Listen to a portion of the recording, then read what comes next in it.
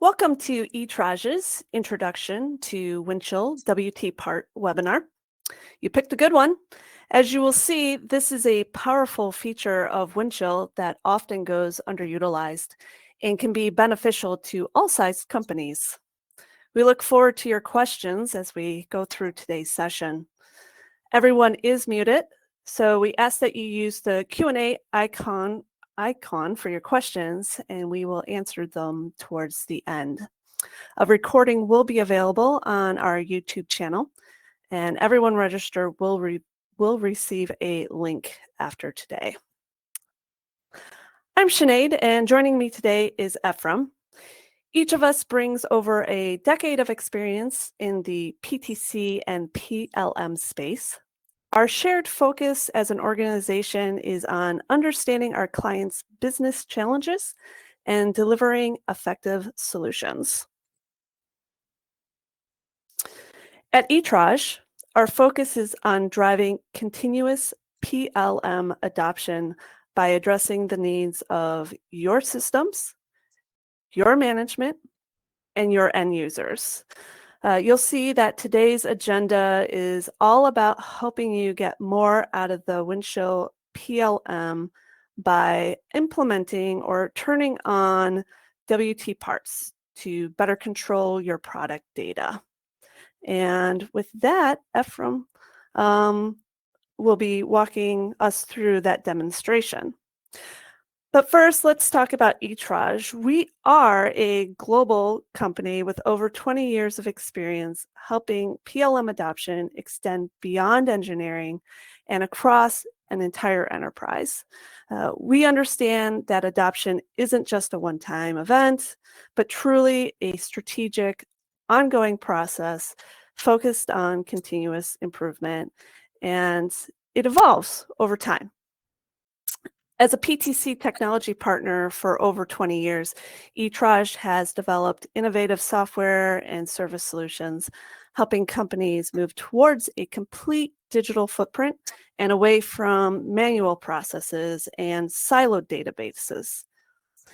Ephraim, with that, I will hand it over to you, and we'll talk about some WTParts. Thank you so much, Janet, and welcome everybody to today's topic. So I want to start off by just explaining what WTPart is. I normally call it a bit of information because that's exactly what it is. So it refers to the comprehensive associative structure of the product data beyond our normal traditional, bill of material, BOM, that normally comes from CAD. So with this bill of information or WTParts, it expands that BOM to include all related lifecycle information attached to those WTParts, such as the requirements of the parts, the test data that quality will need to use at the end to test the product, manufacturing instructions, supplier details, compliance documents, service notes, and so on. So basically, the scope of WTParts or information it captures spans from your product structure, which is your engineering data, the metadata or attributes that goes with it, things like material, descriptions, and so on, the states, lifecycle states of that product, the documents, such as the requirements and the specification documents, and also the non-CAD, objects that are part of my bill of material, things like software and firmware. Also, because the product changes a lot in the process of development, the change records that goes with that, any process data, and whatever quality information that applies to this particular part. Manufacturing data and processes can also be created from that same WTPart or linked to that same WTPart. Also, the after-sales support information, like your service manuals and so on. There is information that can be generated and linked together to that one part we're talking about. So I wanted to zoom into this picture a little bit, just to show and explain that the broken lines that you see from the the central part, which I regard as a glue between all the related product data, are the actual real links in the PLM system, the Windchill PLM system.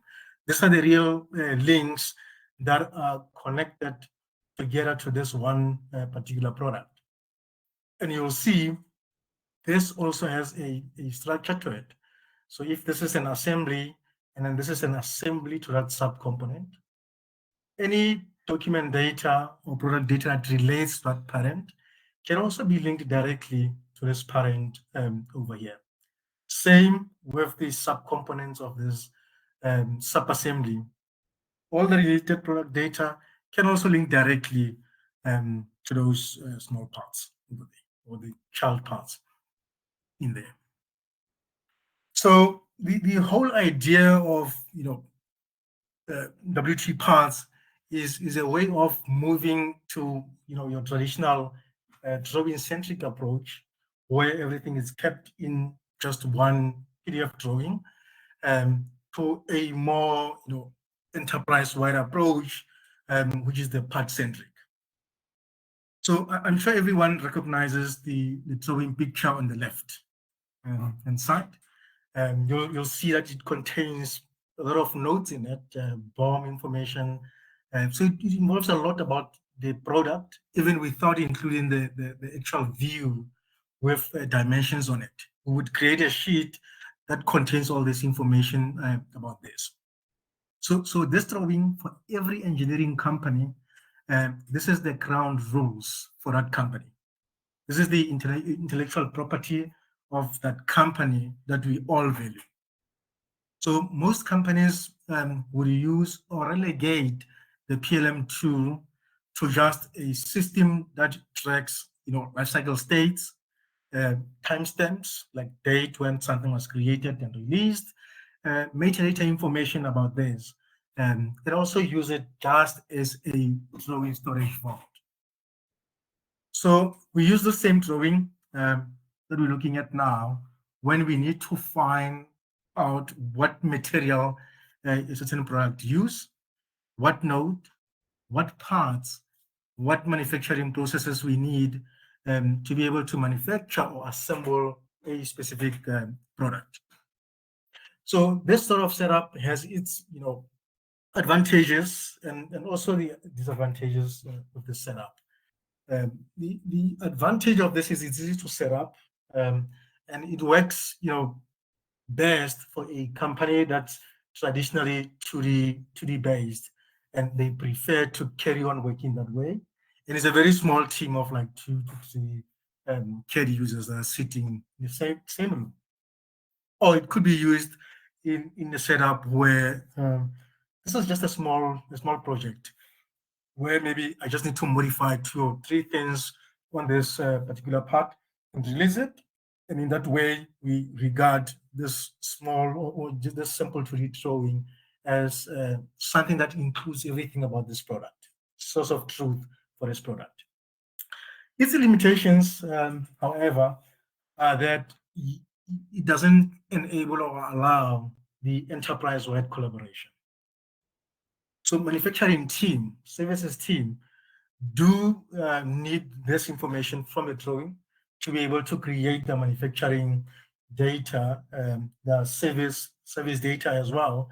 But they struggle with this CAD-only data because it doesn't allow them to include what they will require as part of their bill of material.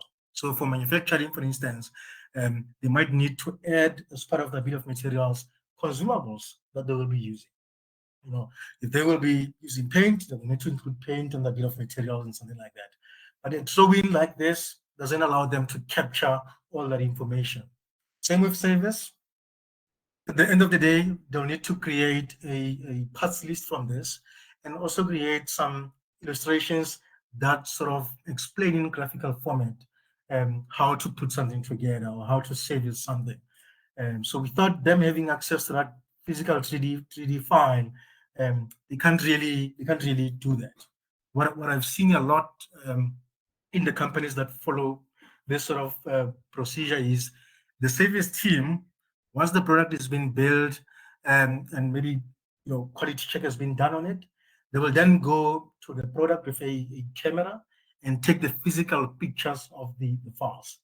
And then at that time, they'll basically start building the service or the product support materials from that. There's like service manuals, training manuals using that information. So the challenge with this is it delays us getting the product out the door, because we now have to wait for these guys to start and then finish the creation of service. And it's always the case also with manufacturing. Before they can start manufacturing, they need to wait for that drawing to be released before they could build their own manufacturing things. And again, if you're having a very complex product, it's very difficult to handle the change around this, because the change will only affect the CAD data, and with that it obviously misaligns with the other product data that links to this part, because they were not considered in the impact analysis, or they were missed in the process of impact analysis. And because the product, the drawing is not in a product structure format, it's very difficult to deduct a bill of material from it to put in something like a parts list. You'll basically have to retype that into your service information. And of course, I mean, again, working this way, there's no link between different functions of the product development. So there's basically no digital thread, or we can't even start building our digital thread around our product. And the one that happens a lot, it is because this information for manufacturing needs to be captured in a certain type of an ERP system. So someone will normally sit with a drawing output with BOM, and they will manually type, which opens the system to errors, because I can make a mistake on the name or the number, or even the quantity, even where's the quantity of the product. And we end up ordering more than we need because of a human error type of thing. Whereas at the part-centric approach, we know that at the core of every PLM system, MRP system, ERP system, like we talked about, is a part object. We all focusing on the part itself. So the part object serves as a common element that is essential for manufacturing throughout the company. While drawings are also important, they only represent a portion of information needed for this process. Because once this is done, someone who needs to do the quality check would have to find information that relates to that part. If it's not linked, it is very difficult to find this sort of information. So the part object, or WTPart as we call it in Windchill, allows for the composition of the comprehensive PLM data while preserving the relations between different data elements and ensuring that traceability at the end of the day. It enables the downstream environment to utilize the same data, but from different angles. So the way you design, and the way you manufacture, and the way you service a part, those will be three different bill of materials. They will be rearranged in a very different format, but the main thing is they will still be using that one same WT part, but for different purposes.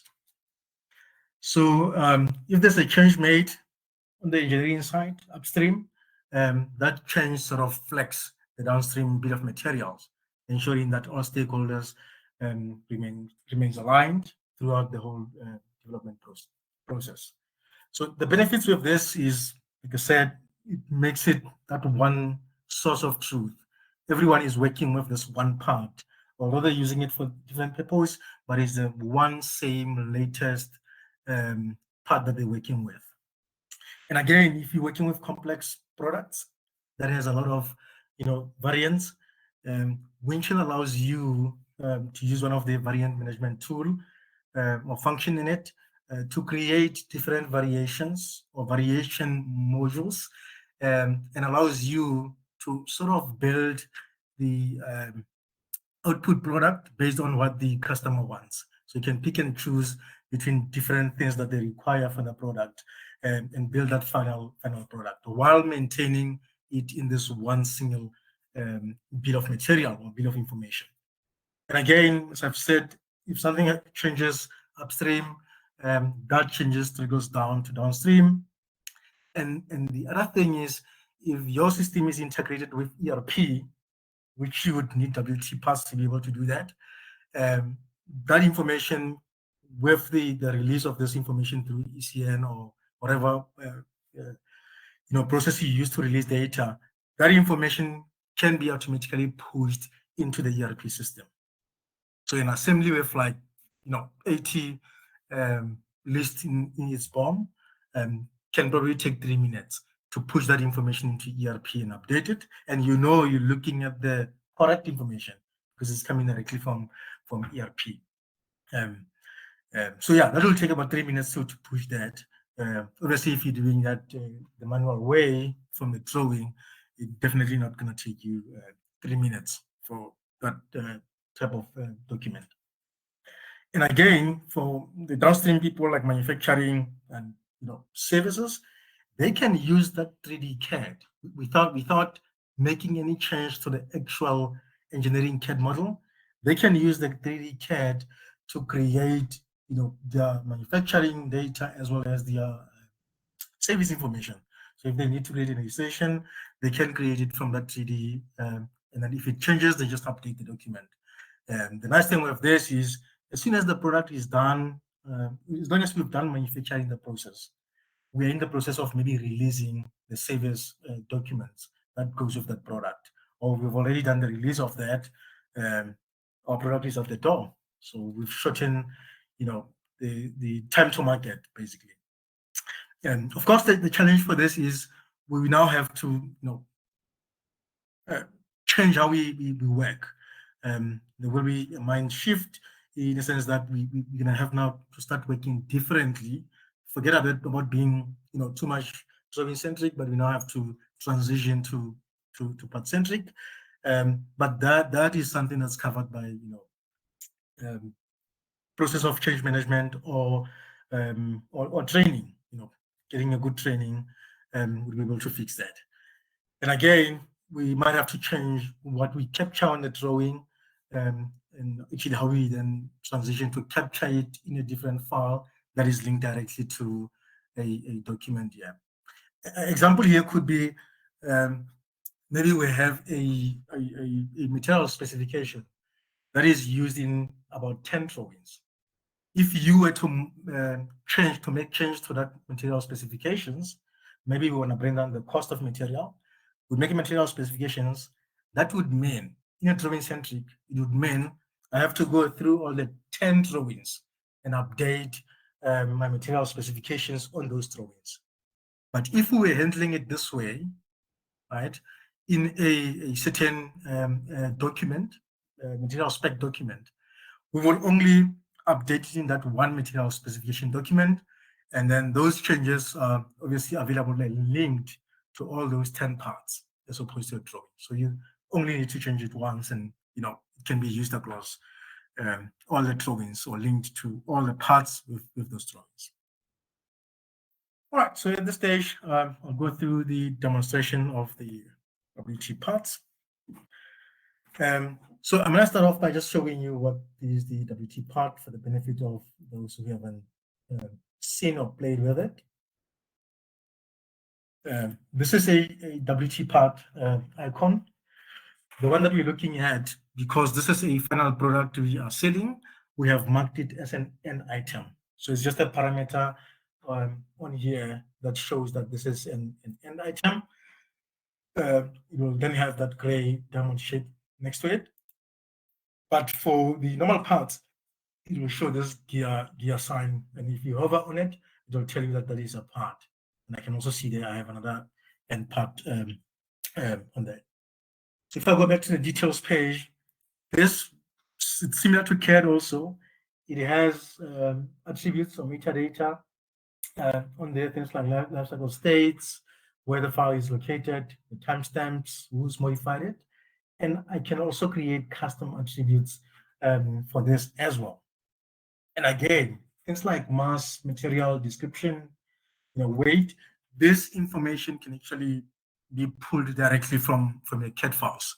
So you can set this up in Creo. As you check in your Creo files, is pushed to the CAD files and then eventually pushed to the WTPart. So that is possible. And then just to show you how to create the parts, there's many ways of doing this. So I'll show some of those.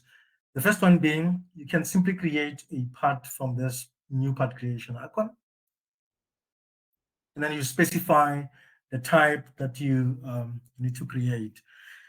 You can also create your own custom, subparts as well. So things like manufacturing parts, software part that I have on here, service bomb parts. You can create those. Those are custom parts. So in this case, I'll create a type of CAD and I'll give it a name. You'll notice the name or the number requires me to put in the number, but this can also be configured to allow an auto generation of this number. So I'm just gonna give it a number here and then give it a name. With the WT parts, I can also set how we're sourcing this. Are we making it, or is this a bought out item? So in this case, we'll leave it as make. And again, is also the view. The design view simply represent the WT parts or the WT structure that came directly from engineering, which is an EBOM. And then you also have manufacturing view that you can create specifically for manufacturing, and the service for service view. But for this last two, you'll require different Windchill modules to do that. npm link for this one, the service module for the service one. So I'm going to leave it as the design view. Again, you can set all your custom attributes if you need to. It's like material. And then right at the bottom here, I can allow the system to create a CAD document for me, a Creo modifiable file for me. And what it is using to create this is using a template that has been created and stored in Windchill. So I'm telling it, this is a Creo file, so you can pick any CAD tool over there. And then this is going to be a part. This is my CAD document. And then these are my templates. So I'll pick the last one that I've created. Now I'm simply saying, use the same number as what we have on the part number, and then finish. And that creates my new file. So it's created the WT parts for it, as well as the CAD. So this is the CAD file that I can go in and open up in Creo and modify. The other way of creating that WT parts, or the link between CAD and WT parts, will be from Creo itself. So I can go into Creo and simply say, just create me a Creo part. Yeah, that's the part that I've created. I'll save this part and start the process of checking in my part. Right. And then in the next, so this is just to specify where I want to save that part. So I can go and say, I want to save it in this print assembly folder. And then check this to say I'm auto associating this with CAD. So what I'm saying is, when I'm checking in CAD, it must automatically create a WT part for me. So this is a preference in Windchill that we would normally set automatically for you, so that when you check in the file, it will then automatically create a WT part and that file linkage for you. So that is the other way of creating the WT parts in the system. So I'm going to go back to my top level assembly, which is the crank assembly, just to talk about other things that you can do with this configuration. So this is the structure or configuration structure that you can play with and create different configurations out of it. So if we're looking at the structure, this is the latest structure that is currently latest and we're working on.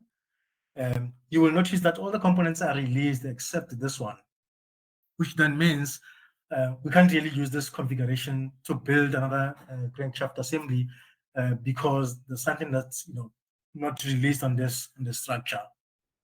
But the reason for this modification of the R revision of the piston assembly here could be that whatever change we're making here, we want to only effect it in 2026. So you can't really use this change this year. Whatever we build in 2025, we can't use this function or this latest R revision in that. We can only use that in 2026 because that's how we've set maybe the effectivity for this particular component. So then this allows me to set a configuration that allows me to use all the data that's released and that I can use for 2025. So to do that, I can go in and edit the filter that I'm looking at, or from this table links here, I can click on the latest link, and then it takes me to the same edit filter. And you'll see the configuration here that is actually the latest design view with anything in progress. Hence, we get in the product change, which is the latest. Then if I look at the kind of configurations you can do or play with here, there is the smart short configuration. This is basically the configuration that copies or looks exactly at how the top level CAD was checked in at that time. So even if you modify the subcomponent of that CAD, but this will still give you the configuration of how it looked at the time it was checked in initially. Then the baseline means exactly that. I can create a baseline at each point, and then using this, I can sort of apply a configuration based on that baseline. Or it could be a change, an ECN that took place. I want to see how my system looked at that time of that change, or the one that we talked about that was the date effectivity. So the one that I'm going to show you is where I go in and say, I don't want to have anything that's running, but I want to make sure that I'm looking at everything that's been released. That is my configuration. And I click OK. See, now that piston assembly is now showing me revision P instead of R, and then everything is now released. So this is the configuration that I can now use to basically build another crank assembly or manufacture another crank assembly. And the nice thing with this is I can simply go in here and save this configuration.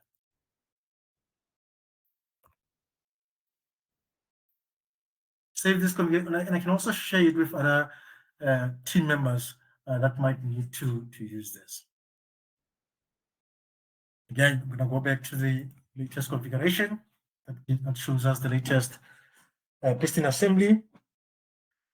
So now, as I've said, this IO containers, this IO glue that links to the related information.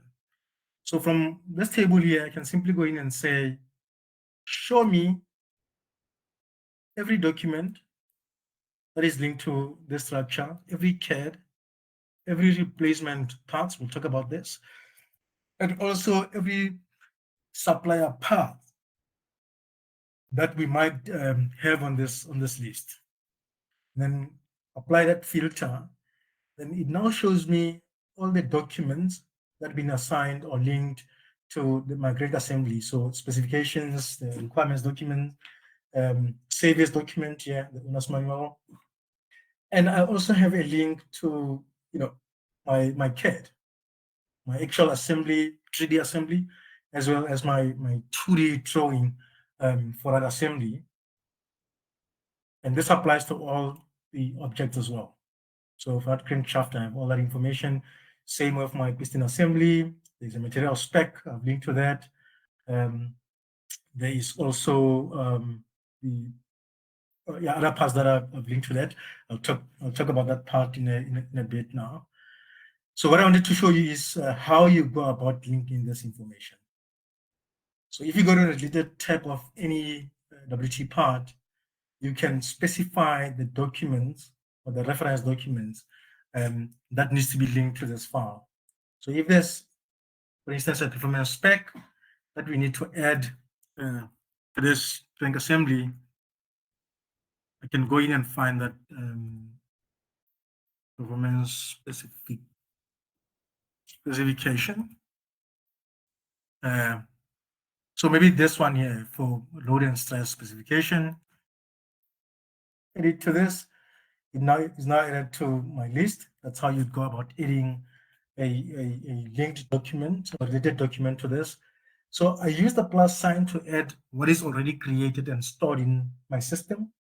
But you also have an option to, at the go, create a new document, pull in a PDF or whatever primary content there is, specify the name, and then create it right on the spot here. So once that's done, you'll see that my model is now checked out.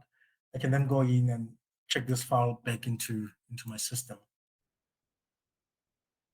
If I want to go in and update my structure to show all that information, I'll then go in and just show all those items again on the structure. The other thing I wanted to just show is on the, which I think is also an important function. It's on this piston part over here. I'll say, show me all the replacement parts and the supplier parts. It's not showing properly. Let's go to the details view. So another related items here. I will then have a alternate part for this. So I can create either an alternate part or a substitute part.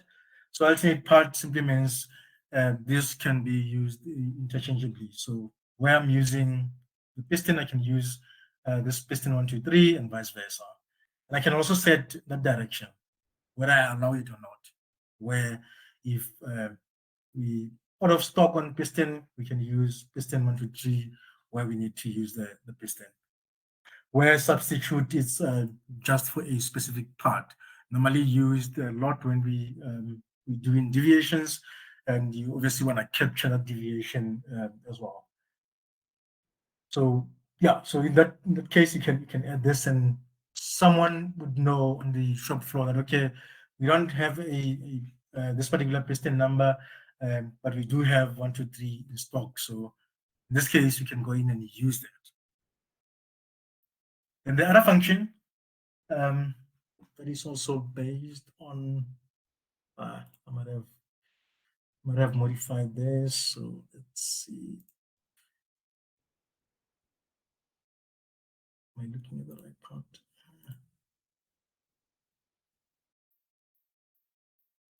Piston.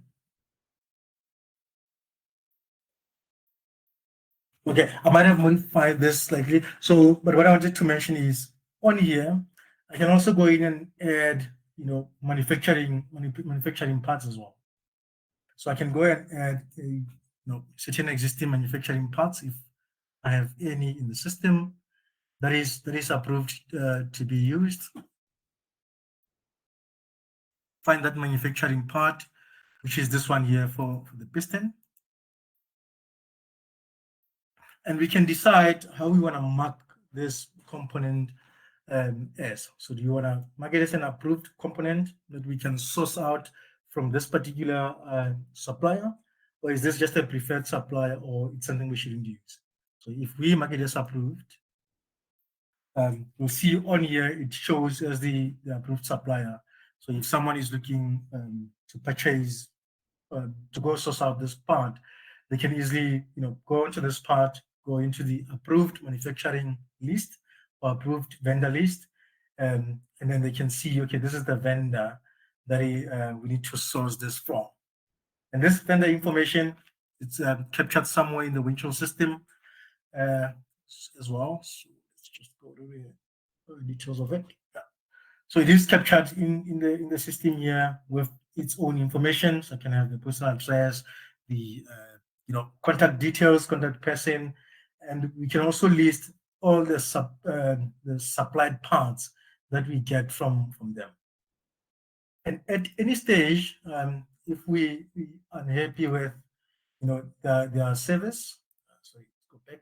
If I'm happy with we're no longer happy with the service, maybe this particular part sort of deforms under a certain temperature, so we can't use it anymore. We're not happy with the material. you can always go in and set that as do not use. Then we know for this particular supply, if we're looking for this piston, we must stay away from this particular supplier. So that is sort of information you can also capture as part of that manufacturing in here. The other thing I wanted to just share and show here as well is there would be, non-CAD object that are part of the bill of material, but it's something that you can't really, design, but you need to make sure that you capture it as part of your bill of material. An example in this case could be software. So we have a software that's basically monitors some components on here and report those in the console. So what the PLM system allows you to do is I can go in and create the software part for this. This is the software part. You'll see it's got a different icon. And again, this is a custom, sub part where you can actually specify whatever icon you need to define whatever object. So what we've done here is we have the actual software. This is a software build, which is in a document format. And under the software build, you can see that it is successful. So we passed the test. It can be used. And on this software, we have actually added an exe file to it. So the actual file that we need to run and install on the system, it is linked to this. And then what we did is we took this particular document or the actual exe file and we linked it to this part, the software part. And at this stage, I can take that number and add this to be part of my bill of material. Because we'll definitely obviously need to reference it when we building or assembling this component. So now my software part is also added to this list. And like I said, it's not limited to only what I'm showing you here. You can do it for things like packaging. If you have some documentation on packaging and you've captured that and you've created it, or you're going to create a part for that to also link on your bill of material, the system allows you to do that. You can actually do that. And once that's done, I can go in and check this into my system. And something worth mentioning here is if CAD information for this crank assembly gets modified and checked in, it won't impact this component. This component will still be on my bill of material. You don't make any changes to it. You will make changes to the other components if they were changed, but the ones that are non-CAD, you don't make changes to those.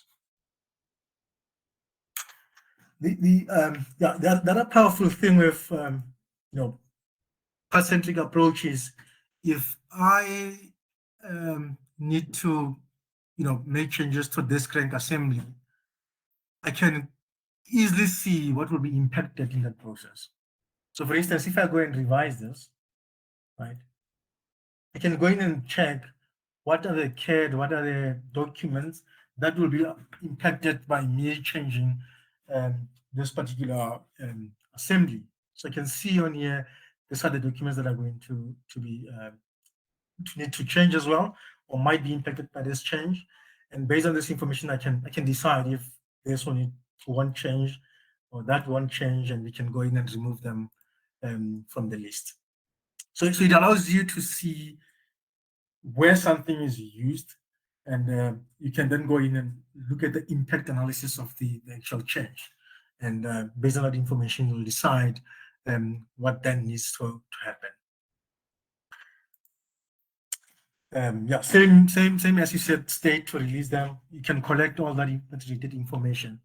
And obviously with this revise, what I'm showing you here was the manual way of doing it. But again, there's preferences that can be set, the reverse preferences that can be set to say, if you revise this, just make sure that you collect all the related objects for it as well. And based on that information, you can decide what to remove or what we need to change because of the impact. Yeah, the other thing, while I was doing a presentation, I mentioned that if there is a material spec that needs to change, maybe because we want to bring down the material cost, and the spec is kept in the drawing, if you modify that spec, you have to modify all the 10 drawings as well. But in this approach, we could have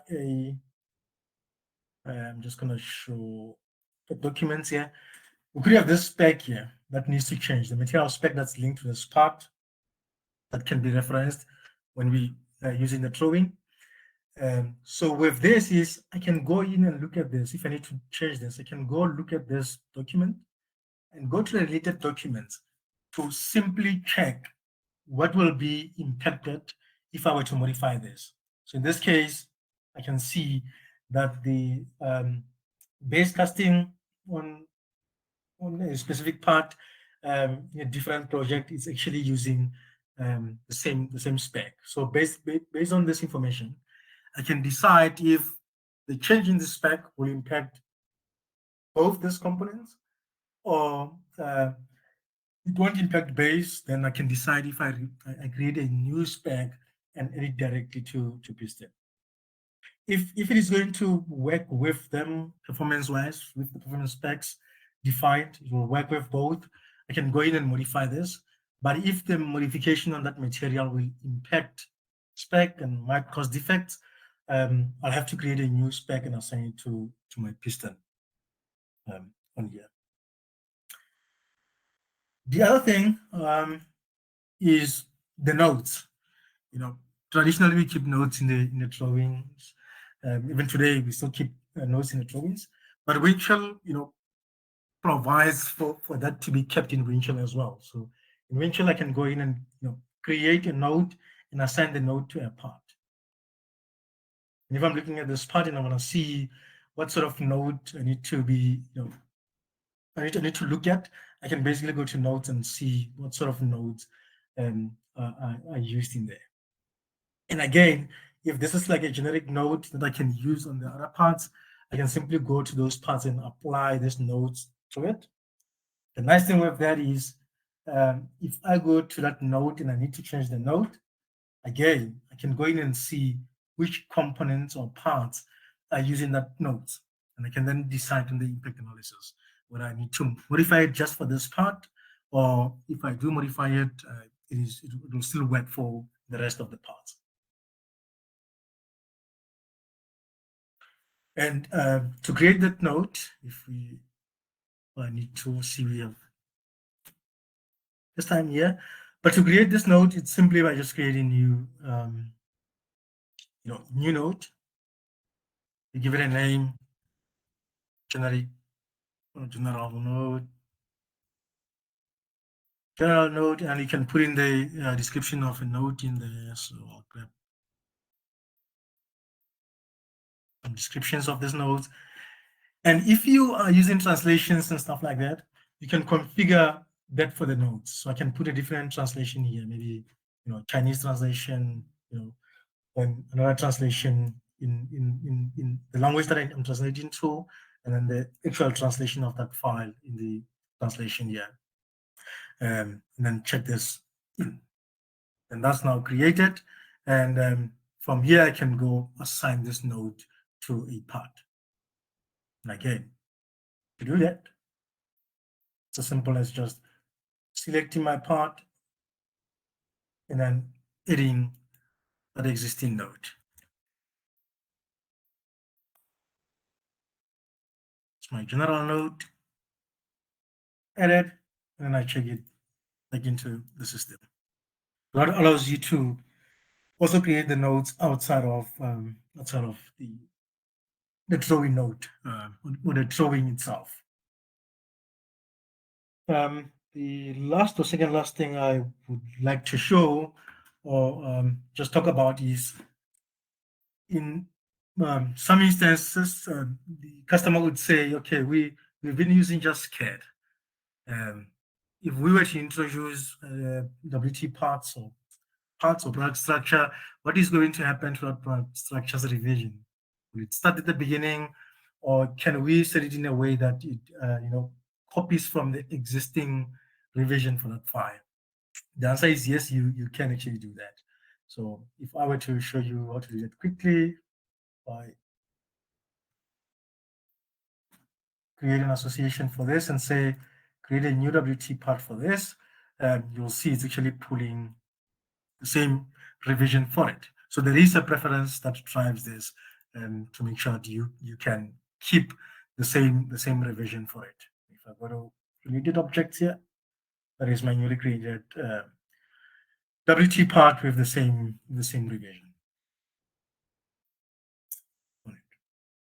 Yeah, so that is all I wanted to cover for this session. Obviously, if you're interested on other topics, we can have a session on that and expand on these topics. So at this stage, I just want to go back to my presentation, maybe quickly go through the benefits. So some of this we've already talked about. I'm just reiterating them. Again, with having this sort of setup, it allows all stakeholders, so your design, manufacturing, product support, procurement, to reference the same data, reducing errors from the manual reconciliation of this data.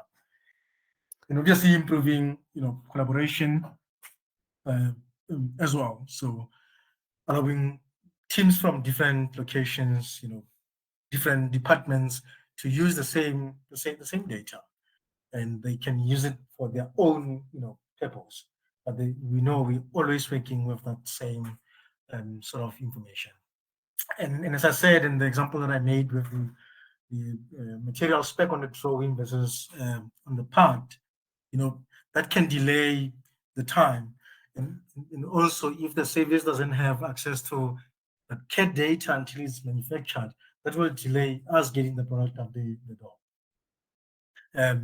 The one other thing you can do in the system that we can maybe show as a different topic sometime in the future is the parts classification, where we class parts so that we make it easy for us to find the parts that we're looking for, to make sure that we improve reuse of the parts, and also make sure that we don't have duplicates in the system, and eventually being able to handle complex products using things like variant management, which is also a topic that we can also maybe visit in the future, or something we can talk to you about if you are interested. With that, Sinead, I'm going to turn it over to you. Great. Thank you, Ephraim. So let's quickly just talk about next steps. If you have decided that you're ready to implement, or you may be ready to implement WTParts to control your product data, we can set up a call and discuss the benefits and look to see if there is an ROI. If there is a business case, then we'd want to move forward and look at the things that your company would really need to think through. Like, what does it mean to move from drawing to part-centric in real life? How would that play out? And where would your data live in the future for different departments, and why would that matter to your organization? We'd also want to talk through identifying those attributes that Ephraim took us through, and what are the important data points to the different departments, and how do we get them involved?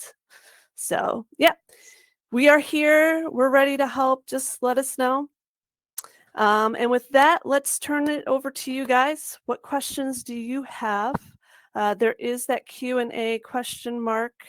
Go ahead. We'll give you some time to type out any questions you have at this moment. And while we wait for that, Ephraim, let's move to some upcoming events that we have coming up, both this month and in November. ETRAGE will continue to cover topics around getting more out of your Windchill PLM as we look at our next webinar, which is the power of model check. We will also be running a few virtual trainings, Creo Simulate, as well as advanced modeling and advanced assembly. And then in early November, we'll be running a webinar looking at our ETRAGE publisher. This tool has the ability to automate the export of data and metadata from Windchill and Teamcenter so that it's accessible to your ERP by folks via SharePoint, on a network folder, our ETRAGE viewer, and even homegrown viewers that you may be using. And we invite you just to find out more. So let's see if we have any questions. And we do. Okay. So from looking at the AML, AVL stuff, what would it take to replace all instance of AVL with ASL and vendor with supplier? So maybe first you can tell us what some of those acronyms mean and then answer the question. Did you say AVL? Yes. All right. So AML, which is approved manufacturing or manufacturer list, it is a list of approved manufacturers that would that you would use externally to manufacture the components for you, and then approved vendor list are the resellers of the components where you would go and buy from. Okay, so moving from the vendor list to moving from a vendor list to an approved supplier list. So what would it take to replace all instances of an approved vendor list with an approved supplier list? How long will it take? What would it take? So I'm not sure exactly. Yeah. All right. So yeah, maybe yeah, I also don't understand, but let me, the way I think I understand it, the only time you'll remove it, or the only time you will mark it as do not use, is if maybe, let's say, a part failed audit or a part failed quality test because of the material that the part was made up out of. Or you had a lot of complaints from the customers about the parts deforming, maybe under certain heat or under certain stress, and as a result, maybe it calls for products to be recalled. So in that instance, you'll have to mark them. You have to audit those suppliers and then mark them as do not use suppliers. And obviously, as part of that, you have to find or source the new suppliers or vendors. I mean, like I said, the difference really between manufacturer and supplier is the one make the product, manufacture the product, and the one resells it. So to add those, it is very easy to do. Let me ask another potential interpretation of this question, because I know I've been in conversations around this before. How flexible is the Windchill interface to be able to change something that says vendor to supplier, if that's your internal language? Change something that says supplier to vendor. Is the question relating to the attribute? Oh, I'm not understanding the question. Just in general, how flexible is Windchill's interface? Is there some flexibility in some formats, or is it set? Like if our company uses vendor, if company A uses vendor and company B uses supplier, are we able to change how Windchill is embedding those terms? Yes, okay, I understand the question now. Yes, yeah, it's easy to change between the two. And what I've shown you with that AML-AVL is actually an additional layer that's called the supplier management in Windchill that sort of sits on top of the WTPart. And you also have noticed that the supplier or the vendor part number is actually a different number that I've shown. So it's the number that the manufacturers is capturing that part with. But again, the other way of switching the part between those could be by creating just a custom attribute that you see in the details page of any part. and then you can switch the sourcing from a manufacturer to vendor. There's a couple of ways to do it. It is completely customizable. Okay, yeah, we got a clarification. Configurable. Yeah. They're just trying to match the language of their other enterprise software. So yeah, I think we're on the same page now. Yeah. Any other questions? Okay, well, if you do, please reach out to us. We're happy to answer them after today's session. If you are looking to expand PLM adoption, including other departments having access to the CAD documents, reference documents, or described by documents that Ephraim talked about with us today, there are, which are linked by WTParts, we do invite you to check out our ETRAGE WTPart solution. This is additional functionality to our publisher and viewer that bring the benefits of a Windchill WTParts implementation into our user-friendly platforms. There's a video on our website that walks you through the feature function benefits. So go ahead and check that out.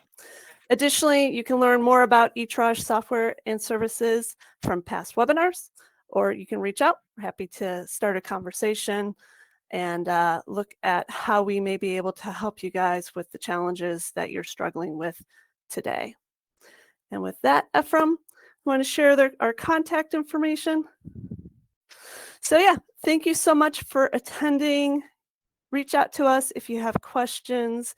We will be sending you a link to today's recording so that you can rewatch or share with your colleagues. And with that, thanks again for attending, and we will see you next time.